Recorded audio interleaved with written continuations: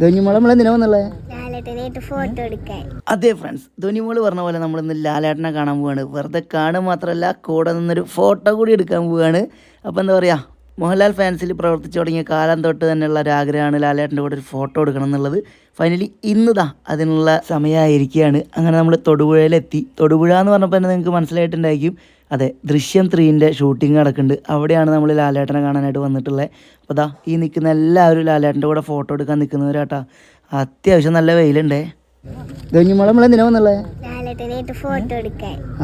Photo എടുക്കില്ല നമുക്ക്. ഇവിടെ വന്നിട്ടുള്ള കൊച്ചു കുട്ടികൾ മുതൽ വലിയവർക്ക് വരെയുള്ള ഒറ്റ കാര്യമുള്ളൂ, ലാലേട്ടനെ കാണണം, ഒരു ഫോട്ടോ എടുക്കണം.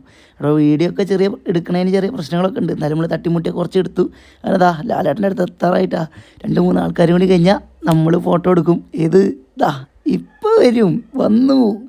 കാത്തിരുന്ന നിമിഷമാണ് ഗൈസ്, കാത്തിരുന്ന നിമിഷം. ഇനി വേറെ എന്താ ഉള്ളത്? അങ്ങനെ എന്താ പറയുക, ആ ഒരു നിമിഷം പെട്ടെന്ന് കടന്നുപോയി. ഇതോ ഹാപ്പി അല്ലേ? അപ്പോൾ സെറ്റിൽ തന്നെ നമുക്ക് ഫുഡ് ഉണ്ടായിരുന്നു. ഫുഡൊക്കെ അടിച്ച് പുറത്തിറങ്ങിയപ്പോൾ ലാലേട്ടൻ്റെ വണ്ടി 2255.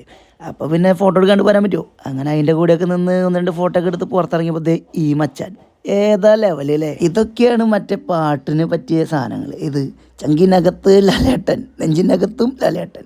അങ്ങനെ അവിടുന്ന് വരുന്ന വഴിക്ക് ഒരു ചായയൊക്കെ കുടിച്ച് എല്ലാവരും കൂടി ഫോട്ടോ ഒക്കെ എടുത്ത് ഹാപ്പി ആയിട്ട് പിരിയാണ്. അങ്ങനെ വരുന്ന വഴിക്ക് അടിച്ച് പൊളിച്ച് തിമിർത്തു. അപ്പോൾ ഇതുപോലുള്ള മറ്റു പുതുപുത്തൻ വീഡിയോകളുമായി ഞാൻ ഇനിയും വരുന്നതായിരിക്കും. അതുവരെ ഇറ്റ്സ് മീ ഷബിർനാഥ് മൺലി signing out. Tata bye by.